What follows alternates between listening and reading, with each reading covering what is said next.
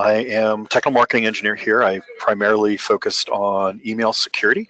I have a background in security operations. I've been in production development. I've also been a penetration tester. So I've been on both sides, both the attack and the defense. So what we're going to do is today we're going to go through kind of an overview of ransomware and malware, how much it's been in the news, how we've seen it, the kind of effects we expect to have from it, have seen from it. And then I'm going to dig in a bit into the anatomy of an attack. I'm going to go through some theoreticals, show you how an attack could proceed, how it could happen.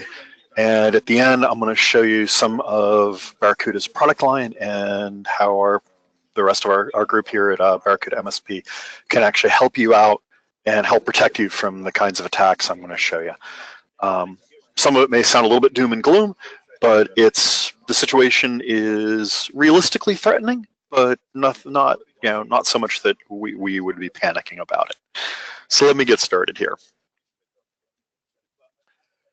As most anyone who's looked at the news recently can tell, email threats have been a major thing. Ransomware has been a huge thing. Malware has been a huge thing. We had the WannaCry earlier this year and payouts earlier this year, both of which were actually more destructive than regular being a way to get money. But we've seen these ransomware attacks everywhere, and they keep coming up. I've actually heard a couple of reports this morning that there may actually be another ransomware campaign, another variant of either Locky or WannaCry. Not sure yet. Haven't gotten a lot of information on it yet this morning, but that's actually happening now. And so it's a thing that we all know about. We all see it. We see it in email. We see it in the news. We see it on TV. And I'm sure some of you who are on this call right now have actually either know people who've been fallen victims or your organization has fallen victim, one or more times to some kind of a ransomware or malware event. Now, ransomware itself has a kind of an odd history. The first ransomware attack was actually documented back about 2005, so going back over a decade now. But there really weren't the cryptocurrencies and things now that make ransomware practical from an attacker's perspective. They would want to get your money, but how are you going to pay them? They wanted an anonymous way to pay, and that's really become very easy with the modern cryptocurrencies, Bitcoin being the most common. 2012, we saw our first really in the wild modern ransomware, and the numbers just keep going up from there. And these aren't, you're looking at the chart here, these aren't just attacks, these are actual families of ransomware that, a primary and then different variants. And we're already on schedule. I think we may have actually already surpassed 125 variants this year. I don't have a current number, but we've seen, it just kept doubling, right? 27 in 2015, 60 in 2016, 125 in 2017, and I'm sure it's going to keep going up. May not continue the exponential curve, but we're going to see ransomware continue to be an ever-increasing threat. And it's very indiscriminate. We did some research with Mike Osterman of Osterman Research, and in his investigation, he's shown that 30% of all organizations were infected with ransomware. And that's not just organizations. We hear about it with families. People have their kids' computer got infected with ransomware, and they ended up having to pay a ransom to get their kids' files back. It happens. It's indiscriminate, and it's all over the place.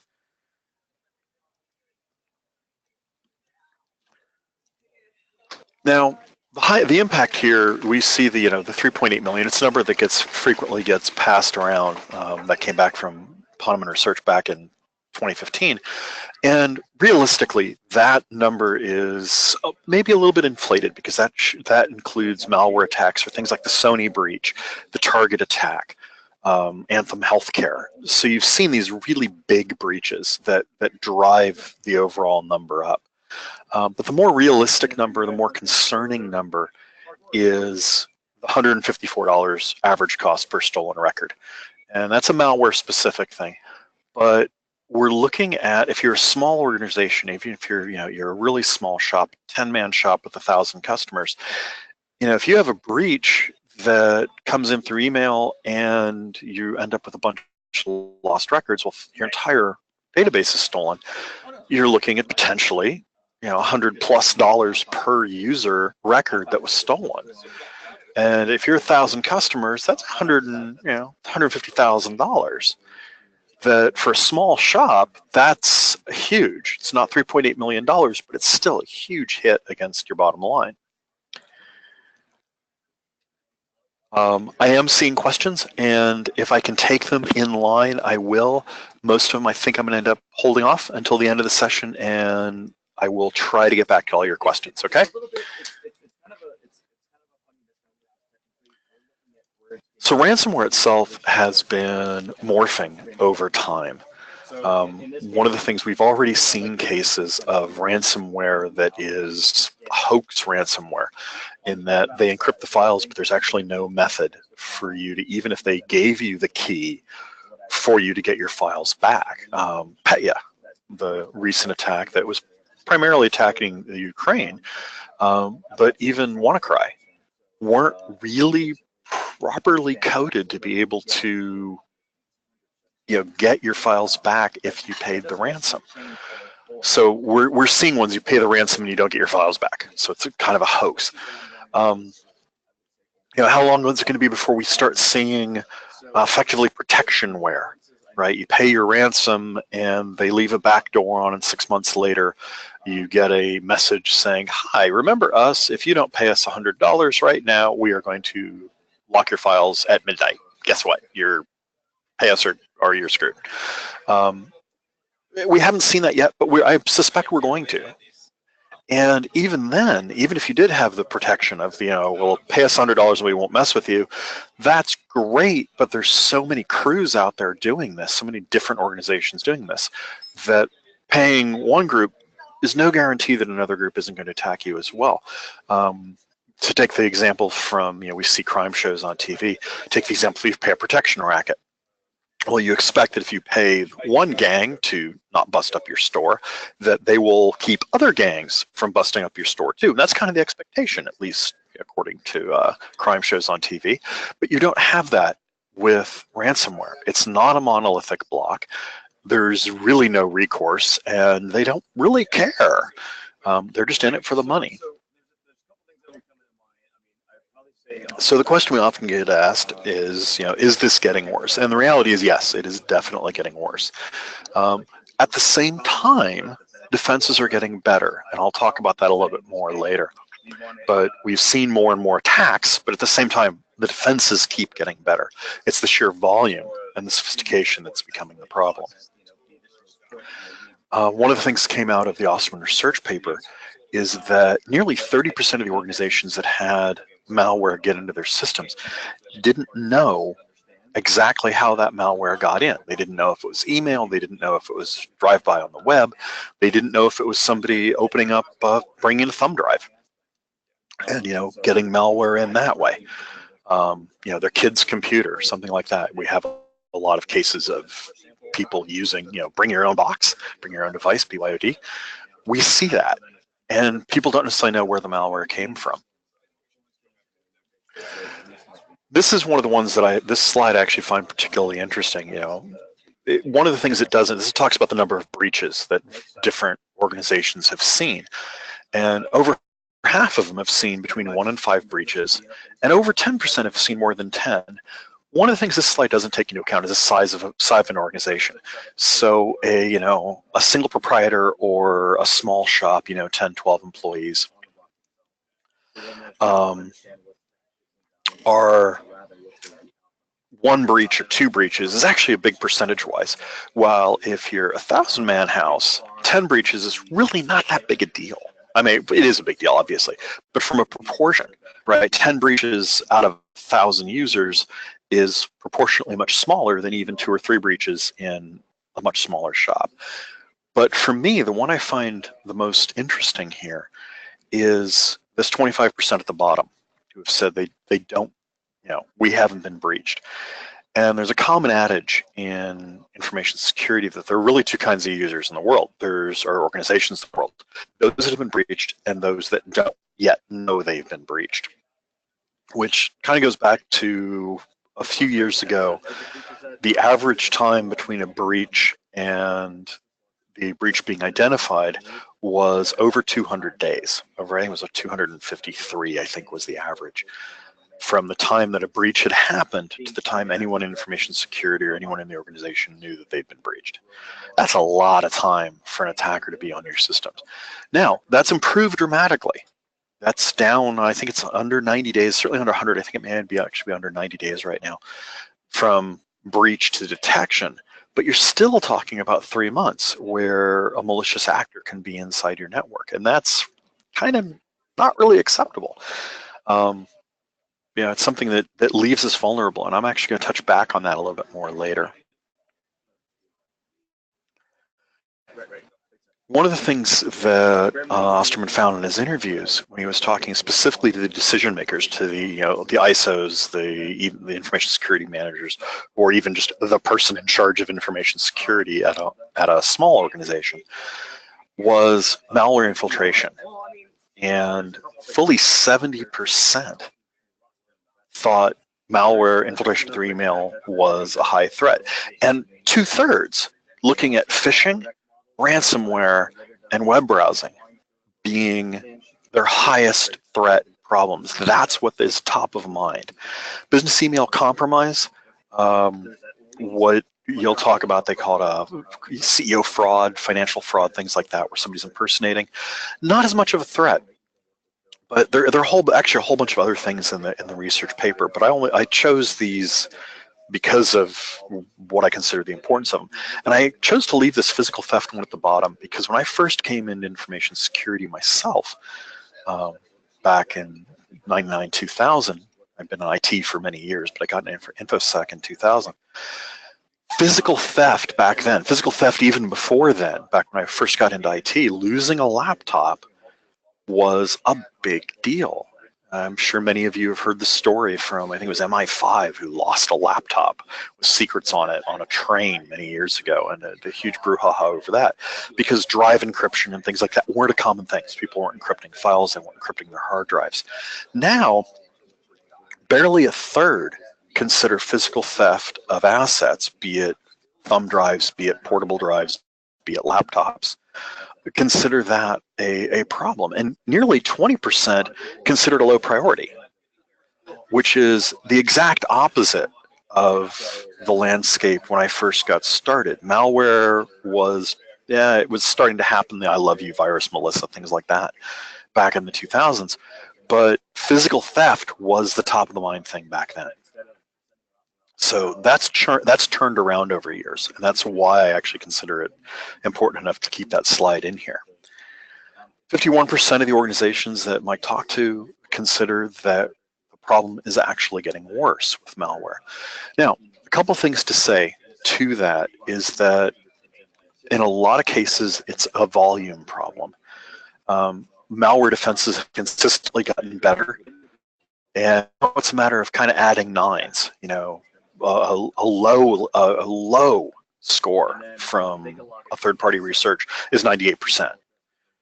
So high score, an average score is 99. High scores are 99.99. So we're adding nines to our threat capability, anti-threat capability.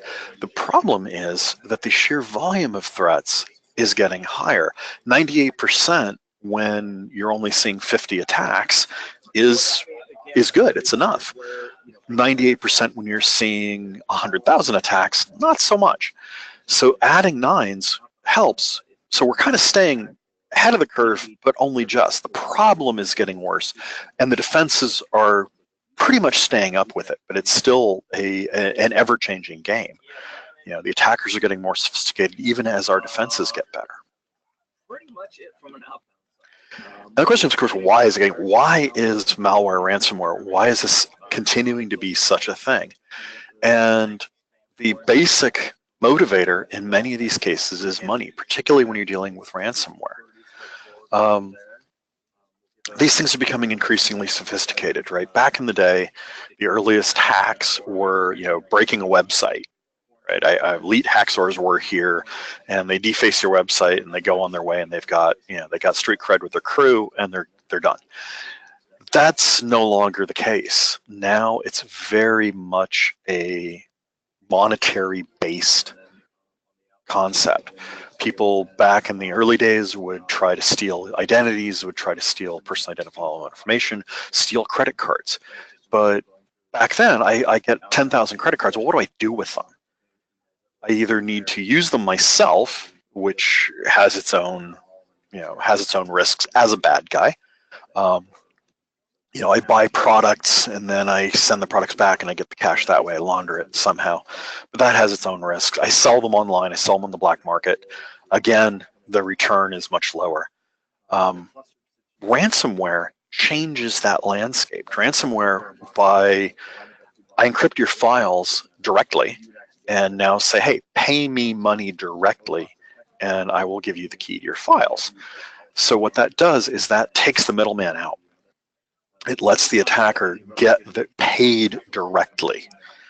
And they do it with a cryptocurrency like Bitcoin. And they're a step ahead of the game. And what's bizarre is this has gotten to the point where it is a business. We're not even talking about state-sponsored actors, like was probably with the Sony breach, was probably North Korea. There's a fair amount of evidence that the petty attack against the Ukraine was actually Russia. A number of attacks that have been initiated by United States forces, by our allies. It is what it is. We're not even talking about that. We're talking about people who are simply in it for the money. And there's an entire underground. There's an entire economy based on this. You can actually go onto the darknet and find a place which, for a certain amount of money, they will set up everything for you. I can get my botnet. I can get a customized variant of ransomware. I can even get tech support. Right? How many people out there who are on this, who are on the bridge right now, have actually worked with Bitcoin? I'm sure if I could see hands, a couple hands would be going up. But the reality is most of you have probably never actually had to deal with Bitcoin. I know how to use it only because I had to know how to use it. I don't use it for anything. But it's a token of choice for these attacks. They have a tech support line. There will be a little header at some of these. I wish I had the example. A little header at the bottom that says, if you need support, contact this phone number, contact this email address. And they have a help desk which will walk you through getting Bitcoin, buying Bitcoin, and sending it to the attacker. That's how sophisticated they've become, it's a business. It is entirely scary that this business exists. And that's why we're here. That is why we're here, to try to defend you from these kind of attacks. Part of the problem also is that data is everywhere, right? The days, and I actually use it in my example, Anatomy of a Hack, but the days of having everybody behind a firewall, the hard crunchy shell, the soft chewy middle days are really over. We have to be operating in a zero trust environment, because there are attacks everywhere. We're not behind the firewall anymore where it's safe. People are working from the coffee shop. They're working from McDonald's and Starbucks and Dunkin' Donuts have Wi-Fi available here in the Bay Area, and I've seen them in other locales. Here in the Bay Area, we have what are known as the G buses, and it's Google operates them, and Yahoo and eBay and a number of other companies, including Genentech and a couple other major players, have buses that run from their campuses to various locations around the Greater Bay Area. They run up to San Francisco to San Jose. They run San Jose to points south, points east, etc. And these buses have free Wi-Fi on them. My kids love them. My kids will be like, "Mom, pull up next to the bus. I want to get on the internet." And of course, Mom changes lanes and goes a couple lanes away and gets away from the bus because she doesn't want the girls doing that. But you see the point. People are able to work from a bus as they commute. The trains have it too, right? So everybody's outside the firewall now, which makes the vulnerabilities all that broader in base. So I want to shift gears for a minute here. I want to shift gears out of the ransomware, why it's a problem, into actually the anatomy of an attack, how these attacks happen. So I'm going to be using a theoretical setup. The example in here, not every situation would come up. Not everything is going to apply to every use case, but it's a kind of a generic and overall, and gives you an idea of a very specific kind of an attack. And I'm sure your environment will be a little bit different, but conceptually, this is the anatomy of a very sophisticated type of an attack. So we're looking at a multi-vector attack here. This is going to be very targeted and very specific to the target that we're going after. So typically it's going to start with the reconnaissance phase, where I, as an attacker, have identified a target, and now I'm going after that target. I'm deciding how I'm actually going to approach that target. Once I have identified my target and figured out the best vector to get an attack in, I'm actually going to launch my attack and compromise that target. When my compromise is successful, it may take me multiple attempts. My example, it's not. I'm going to move laterally. I'm going to move laterally across their network and leverage this beachhead to invade the rest of their network. I'm going to install backdoors. I'm going to install more sophisticated malware. I am not going to rely on that initial attack, and I may have different kinds of backdoors depending on what I'm up against, right? If it's Linux or old Solaris or BSD servers, I'm going to target them differently, and I'm going to use different tools than if I'm using Windows Server, Windows workstations. So I'm going to target this whole thing in such a way that I've got backdoors and I can stay inside the network. That's that, 90 days to years past 200 plus days. I'm going to obfuscate my traffic. I'm going to set this up so that I can have a secure back channel that is going to go under the radar. Even if you've got an IDS in place, intrusion detection system, I actually should be able to duck under that. And of course, damage, deface, or steal. Don't see a lot of defaces anymore, except for Anonymous, who likes to do it to political sites. But mostly it's going to be damage, as it was with Petya, or steal, as it is with any form of ransomware, or the Sony hack where they were stealing movies, other hacks where they were taking TV shows before they were released and threatening to put them on, the Netflix hack. So there's some background, and let's get started in showing you how this would attack. So this is a hypothetical organization. It's a small company. They have only a few users, but they have a web app. They've got an Exchange server. Most of their stuff lives behind a firewall. And across the network, we actually have someone who is decided to go up against this company. They may have a grudge. They may be paid specifically to go against this company. They may have simply decided that they can make some money off this company and are going to make the attack. And though I have worn a black hat and been a penetration tester, I have never worn a hoodie and sunglasses while hacking. My daughter, on the other hand, different story. So reconnaissance phase. I'm sure many, if not all of you, have some kind of presence on social media, either for yourselves as individuals or for your company as a whole, and often both. LinkedIn is social networking for business, for companies, whereas Facebook is social networking just in general, but still many companies have a presence on Facebook. I know we here at Barracuda does. Barracuda MSP does as well. They've got their own separate thing that they've got which focused on what they do. And I'm sure many of you do. But these are actually really good points to go if I want to learn about the company. I can get a good idea about what the company does, the locations, their headquarters, who works for them, their CEO, their officers, some of their senior management. Usually I can get a lot of that information simply out of social media. And that's just, I'm just using LinkedIn and Facebook as examples, but there are quite a few others that are out there from which I can glean information. Now for this example, I managed to find that Universal Imports, the director of IT, is a guy by the name of John Kimball. And I can now leverage that as a starting off point. I'm going to use an email attack against this company. One of the other things I found is there's a guy named Doug Quaid who works here. Now, Doug works in one of the departments. Doesn't really matter which department he works into me for this attack. And I may have other people that I'm going to attack too. But for the example, I'm going to focus on Doug. What I'm going to use is I'm going to leverage what I found out about John and Doug working at the company to leverage that, and I'm going to use kind of a spear phishing attack. I'm going to say, hey, Doug, your credentials are getting ready to expire. In order to keep working, click on the link and we'll be good to go. That link is actually my payload. That is how I keep, get inside. And Doug, doesn't know John personally, but recognizes the name and goes, oh, wow, okay, no problem. I didn't realize that was time, but I'll click the link. Once I click the link, I'm in.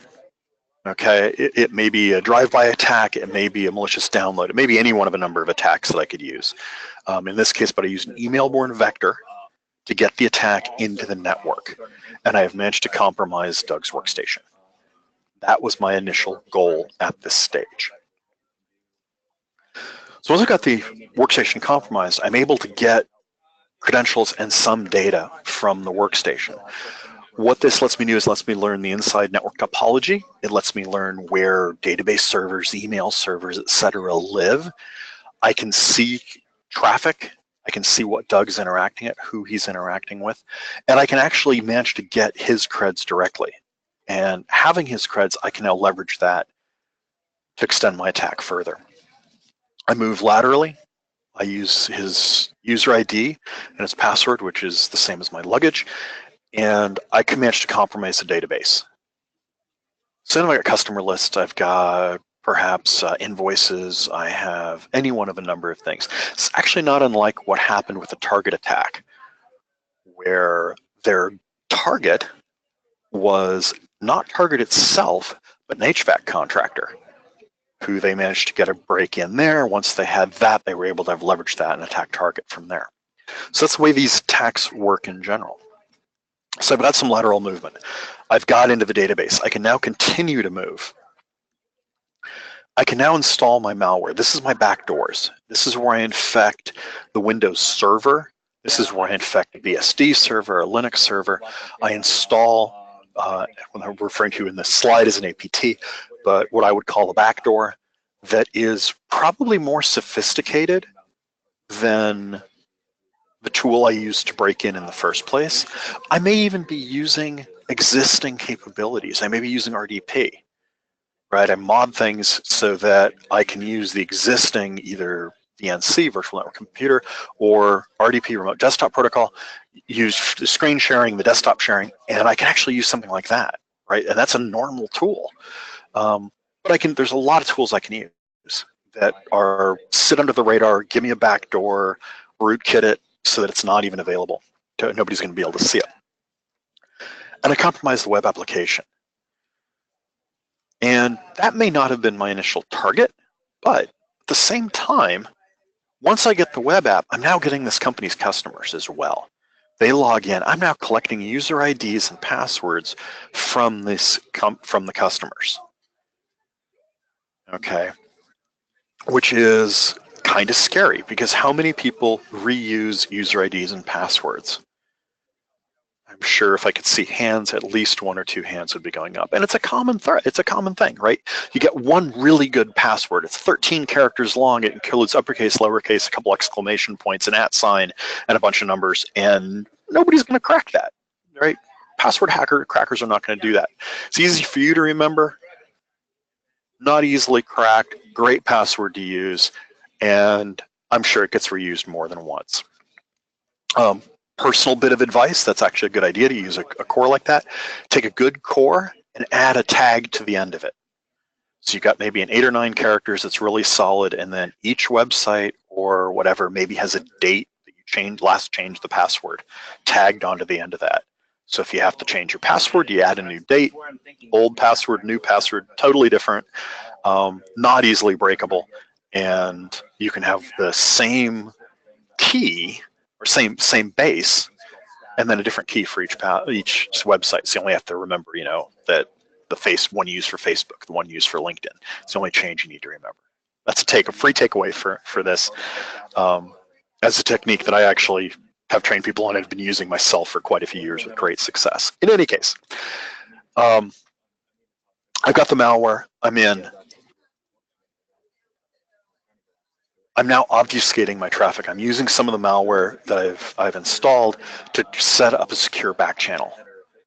Some kind of VPN perhaps, or an SSH tunnel, or something that lets me take the data out low and slow in such a way that an intrusion detection system won't catch it. The network won't catch it. That gets me to my end goal, where I can now steal information. I can now damage things if I want to. If I'm a rival, I can destroy research data, or steal customer lists or invoices, or insider information. That's what I'm actually going for here, because that's my end goal as an attacker.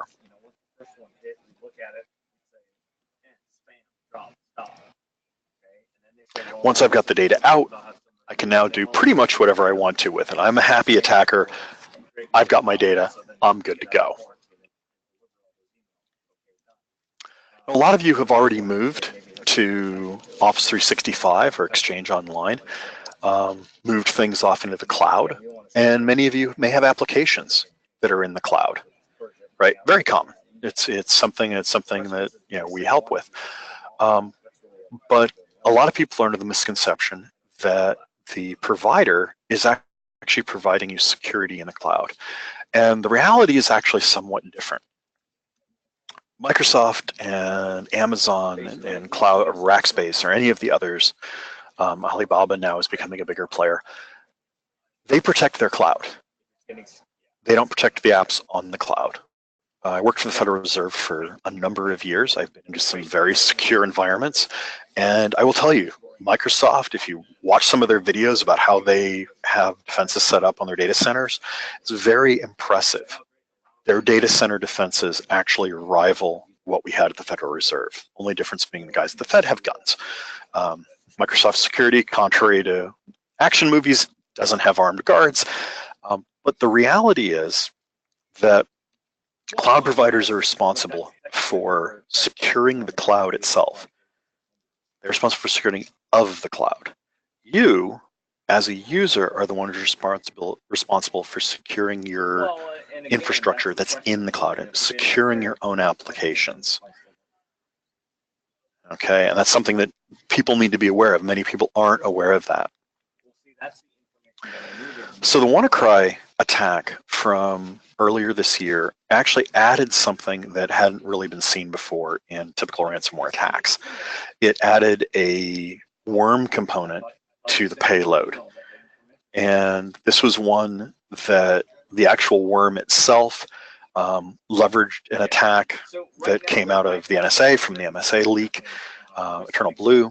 And the thing about that, Microsoft had actually patched that vulnerability. It was an SMB vulnerability that they patched in March 2007, or excuse me, 2017. And the attack itself hit in May 2017. So 2 months before the attack hit, the patch was in existence. So anyone who is up to date on their patches was not affected by this attack. So a second free takeaway: if you are not on some kind of patch management, if you are not doing security patches on a regular schedule, I implore you to start doing so. It will save you a great deal of pain in the future. And I realize with a lot of enterprises, there is, there's patch management already in place, and you got to validate things. But remember to weigh that risk. Realize that when the patch comes out, part of the reason some of these patches exist is because an author somewhere found a vulnerability, told Microsoft or Apple or the Linux vendors about it, or application vendor about it, and said, I have found this vulnerability. I am going to talk about it publicly on this date. Please patch. Because shortly after the vulnerability gets revealed, there will be malware out that exploits it. So that patch cycle, good researchers usually give the vendors a little bit of time to get a patch in place before they release their vulnerability. But it's something it's very important from an operational standpoint. So free takeaway. So what have we learned here? Okay, we've learned that there are myriad threats out there, everything from different kinds of malware to worms and viruses.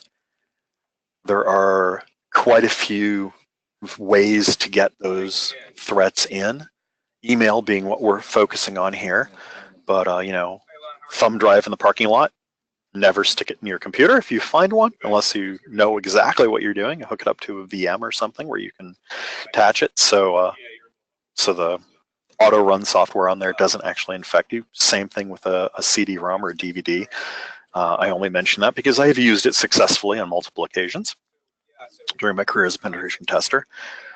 And there are the attack surfaces. And these are everything from web applications that you have that are internet facing to your firewall to the most vulnerable attack surface, which is your users. And that's why we're all here, because email is the attack vector you use against users. So how can Barracuda help you? And Barracuda and our MSP, how can we help you out? So we break things down into 3 basic levels here: detect, prevent, and recover. And detect, I'm not talking about detection like an IDP, intrusion detection, where we're looking for an attacker on the network. That's more of on our prevent side.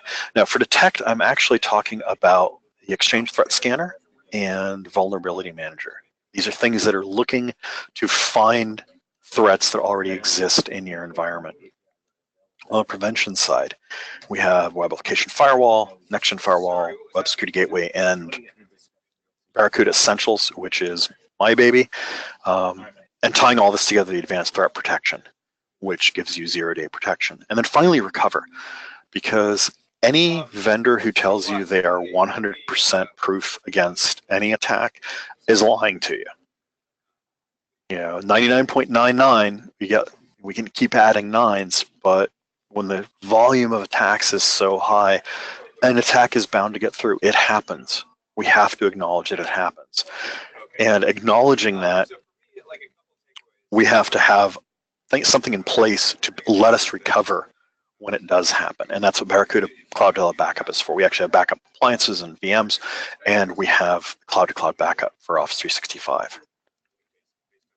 So on the detection front, I have a couple tools available. I have the Email Threat Scanner, which is a web-based scanner if you have Office 365 but don't have Barracuda Essentials already. It's a very useful tool that will let you see what may have already infiltrated your network. It's very effective, and we'll actually go through email accounts that you give it access to and look at attachments and see if any of those attachments are actually malicious. It gives you full reports and recommendations on how to deal with it, and it's a free scan. So it lets you scan latent, for any latent threats. I had talked to Sarah afterward, and our folks at Barracuda MSP are more than happy to work with you on that. There's also a version of that for Exchange if you haven't yet moved to the cloud. We actually have a version of it that runs for Exchange. It's really useful to run before you move to the cloud to know what may already exist. Web application side, we have the Vulnerability Manager, which is a scanner that will go through your web apps, look for vulnerabilities, let you see what may already be there, and you can integrate it with your WAF. It gives you an output that actually can just drop it into a Barracuda WAF. And again, this is a free scan. You can run it whenever you want, as often as you want. But I come back to this a little bit later. I come back to a variant of this later. On the prevention side, this is my baby. This is Barracuda Essentials, is a comprehensive security package that does email security, which is the core of it, and then adds immutable archiving and journaling on top of that, and cloud-to-cloud backup for Office 365 environments. It actually runs perfectly happily on Office. It runs on, if you're legacy applications, you can protect legacy apps. If you've got somebody who's got an old BSD server running SendMail or Postfix in the background, we will protect that for you. The only thing you don't get with a legacy is cloud-to-cloud backup. That only works with Office 365. It's compatible with pretty much any email server in existence.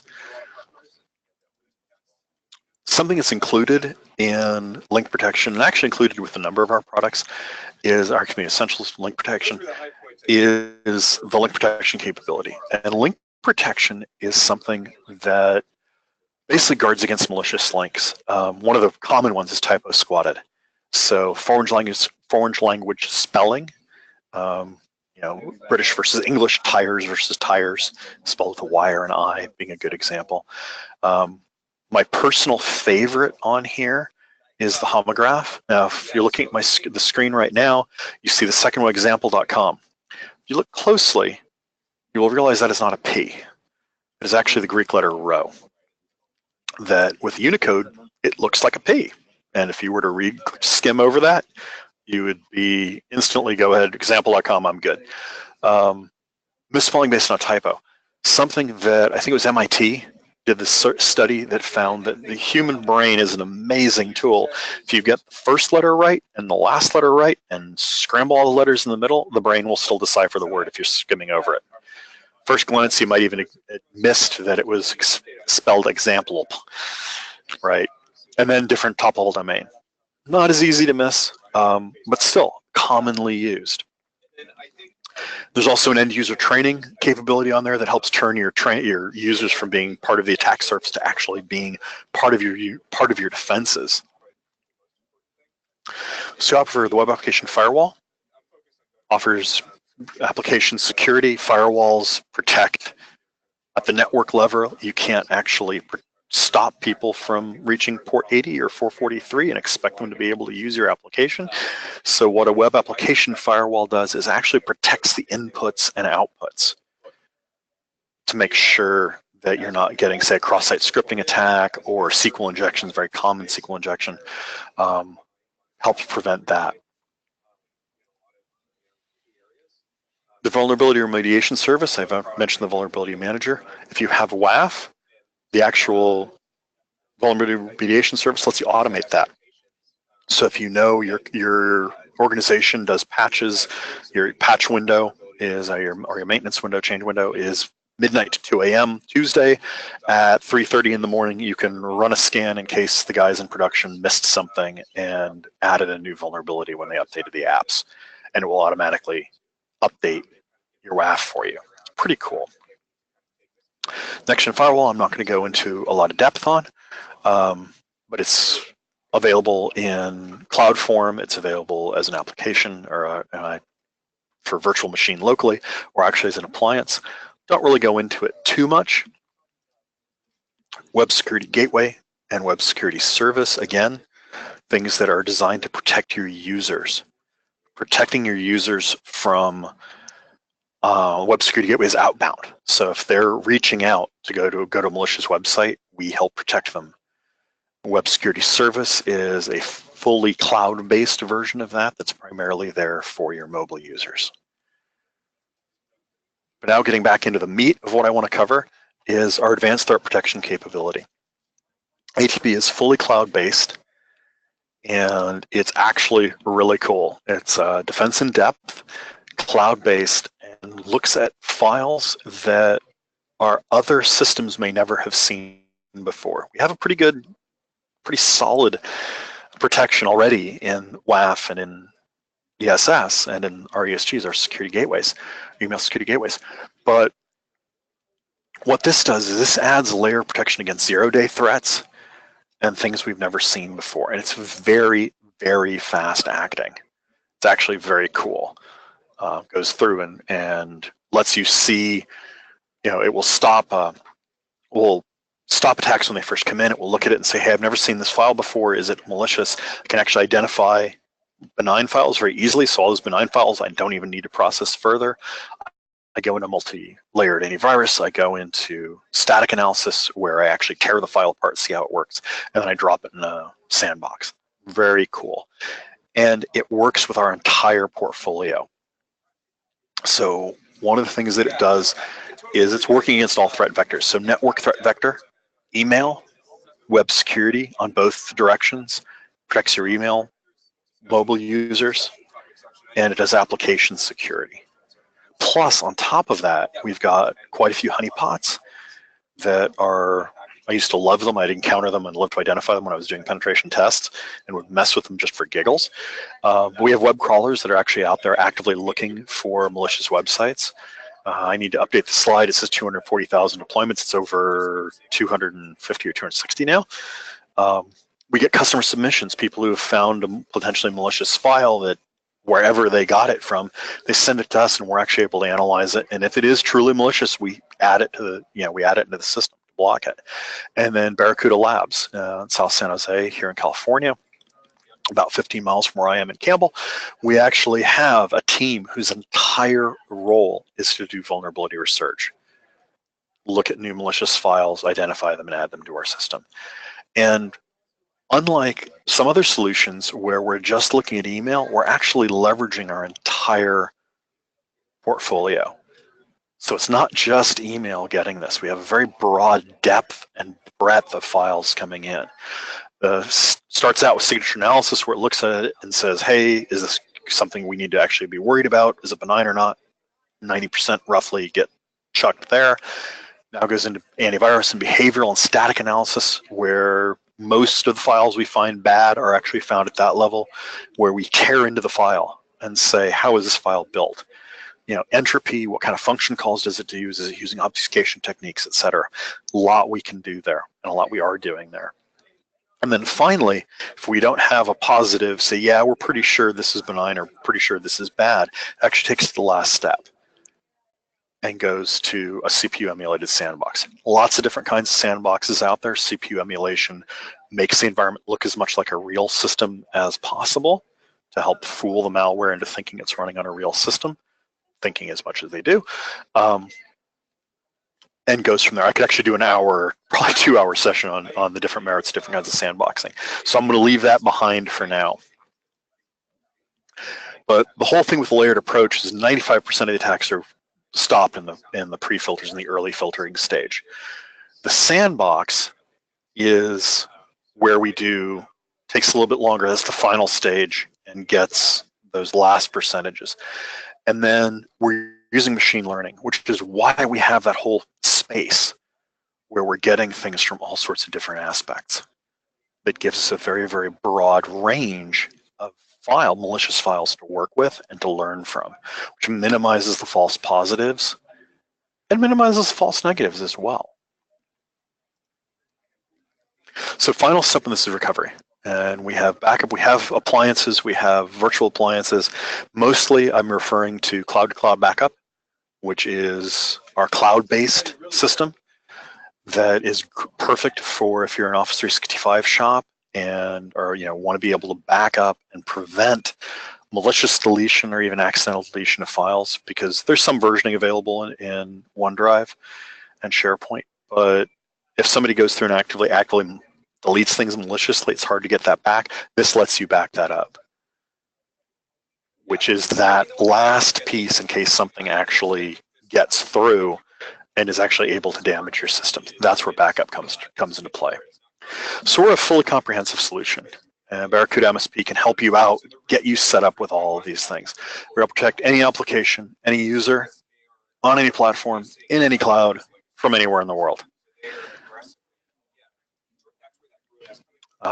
We start with a 30-day free evaluation, very simple pricing model. We have award-winning 24/7 support. If you're hardware, I realize with our MSP, you're probably not going to be hardware. We do have a hardware refresh service that lets you get kit after 4 years. If you want it, you'll get the latest version of whatever that platform is. It's pretty cool because things are always getting better and more powerful. You just get the newest and latest one with all the new power. So moving forward, something for you to start out with, and hopefully some of the takeaways I talked about passwords and patching, you can go forward, but consider your current security password, or security posture yourself, or talk to us, talk to Barracuda MSP, and they will be more than happy to help you with a risk assessment to understand what your posture currently is and how you can improve it. Get a free email scan, email threat scanner. If you're running running Exchange and you're looking at moving to the cloud, talk to talk to us, talk to Barracuda MSP. They will help you run an actual scan against Exchange to get you in position to move to Essentials and move into the cloud. If you're running a web app, you can run the app scan and scan there. So that's all I have as far as the presentation goes. We've got a few minutes left, and I've got some questions. I'm going to go. So I'm seeing some very, very specific questions from, I'm not going to mention names, but initials NB. Contact Sarah, have her give you my contact information and email me. These are very detailed questions that aren't super suitable for an open group